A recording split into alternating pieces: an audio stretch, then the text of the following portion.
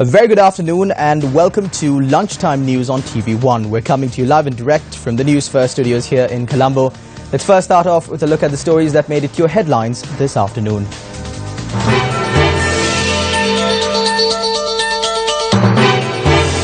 Presidential Commission issues summons on Ministers Malik Samar Wickrama and Kabir Hashim.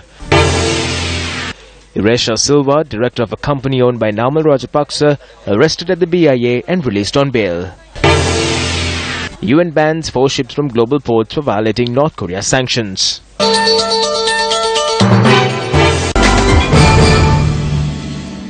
Starting off with your lead story this afternoon, in the latest developments from the Presidential Commission of Inquiry into the issuance of bonds, summons have been issued on Ministers Kabir Hashim and Malik Samar Wickrama to appear before the Presidential Commission of Inquiry. According to the summons, the 2 ministers should be present at the commission tomorrow. Member of COPE MP Hector Apuhami also arrived at the Presidential Commission this morning to provide a statement. Our correspondent at the Commission said he made his statement before the officers of the Attorney General's Department assisting the Bond Commission. Iresha Silva, a director of Gower's company which is owned by MP Namal Rajapaksa, was arrested at the Bandaranaike International Airport this morning upon her arrival from Abu Dhabi. She was later produced before the Colombo High Court and released on bail. The Colombo High Court had issued a warrant through Interpol for the arrest of Batapola Ara Chige Onela Iresha Silva for her alleged involvement in laundering money amounting to 30 million rupees through Gower's Corporate Services Private Limited, allegedly owned by Hambantota District Parliamentarian Namal Rajapaksa. High Court Judge PSN Ranasinghe had made this order taking into consideration the facts presented by Attorney General that the suspect had left the country and has been evading courts since the inception of inquiry into the matter. It was revealed that Iresha Silva was residing in Abu Dhabi based on information by the International Police. Police media spokesperson, Superintendent of Police Ruan Gunasekara said thereby she was deported from Abu Dhabi and arrested upon her arrival at the BIA this morning. The Attorney General had filed indictments against Namal Rajapaksa, Indika Karunajiva, Sujani Bogullagama, Iresha Silva, Niyanti Senani Samaranayaka and Gower's Corporate Services Private Limited on 11 counts under the Prevention of Money Laundering Act for their alleged involvement in money laundering amounting to 30 million rupees through a company owned by Namal Rajapaksa between 2013 and 2014. Litrogas chairman Shalila Munasinghe was arrested by the Criminal Investigations Department yesterday after $1.1 million of funds from the Far Eastern International Bank in Taiwan was discovered in his personal bank account. He is due to be produced before courts today. Taiwanese authorities began investigating last week on a hack of the Far Eastern International Bank through which $60 billion worth of funds was transferred to bank accounts in several countries, including Sri Lanka. Another individual by the name of J.C. Namuni was arrested earlier when he attempted to access these funds transferred from the Far Eastern International Bank. After a new government was elected in early 2015, Litrogas was vested under the Minister of Finance Ravi Karunanayake. Shalila Munasinghe was appointed as the chairman of Litrogas by Ravi Karunanayake when he was the Minister of Finance. The 2017 electoral name list will be certified on the 12th of this month. Additional Commissioner of Elections M.M. Mohammed said the upcoming elections will be held according to the 2017 list.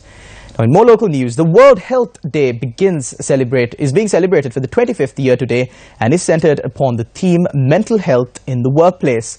Health ministries note that there seems to be a surge in the number of patients who fall victim to various mental health issues. Now, according to the director of the Angoda Mental Health Institute, Dr. Kapila Vikramanayaka, depression appears to be the main mental disease prevalent among many patients. He added that the mental health patients also face severe oppression as a result of stigmatization. Dr. Vikramanayaka added that a number of programs are set to be conducted at the Angoda Mental Health Institute in line with the World Mental Health Day. The Ministry of Education has launched a series of special investigations to look into incidents where schools have requested money from school students to hold school events. Now, according to the Minister of Education, Akhil Viraj Karyavasam, he said that he has personally received complaints with regard to school students being requested to provide money for school events to take place. A special session. Money is collected from students in an unnecessary manner. There are incidents when students were asked to contribute for birthdays of teachers. Recently, I received information from a group of parents of a leading school that money was collected from students for numerous matters. Money amounting to around 5,000 to 10,000 rupees. Investigations have also been launched into these matters. We will be releasing a circular pertaining to this matter. There are instances where various concerts of even primary school children are held at Nelumpokuna and BMICH, and end of the day, it is the parents who have to bear this cost. We will be launching investigations under a special committee to see if concerts are organized by certain schools in Nelumpokuna and BMICH, even when they have the required facilities to hold their school concerts in the premises of the school. Many schools have good auditoriums in which they can hold their school events. However, they resort to paying massive sums of money to hold these concerts in expensive halls. I believe unless it is a major function with the attendance of the President or Prime Minister, sums of money need not to be spent to hold concerts of very high expenditure. A special session of the 4th Youth Parliament was held in Colombo yesterday. Several members of the Asian Forum of Parliamentarians on Population and Development in Sri Lanka to attend the 12th AFPPD General Assembly also took part in line with the session. Your deliberations will be taken very seriously by the National Parliament when we debate the new constitutional reforms in the National Parliament. Your views will be taken as the views of the youth from all over the country to make our new constitution more fruitful. This youth parliamentarian concept is not only going to benefit you as youth, but benefit the entire country in the future, because the elected leaders of the future will be better trained and will be in a better position. Despite many difficulties in its post-independence history, Sri Lanka has tried to engage its youth in the democratic and political process. The government's determination to partner the youth in its program of re-strengthening democracy and freedom in Sri Lanka, whether it is through the empowerment of thousands of youth clubs across the country or through youth involvement in making of the new constitution. Vice Chairperson of the Asian Forum of Parliamentarians on Population and Development, Australian MP Anne Sudmalis, also addressed the session.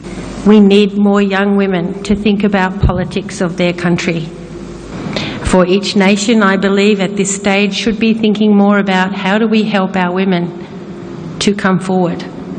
It's not an easy step getting into politics.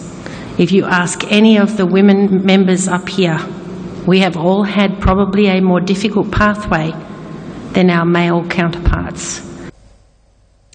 Now, in some tragic local news, 3 people have died while 2 others sustained injuries following an accident that took place in Teldenia, Gonavela. According to our correspondent, the accident has occurred when a car travelling along the Kandy Mahayagane main road collided onto a motorbicycle this morning. Our correspondent added that following the collision, the motorbike had veered off the road and collided with a number of pedestrians. The health official at the Teldenia hospital said that the 2 injured persons who were admitted to the Teldenia hospital have been transferred to the Kandy General Hospital for further treatment.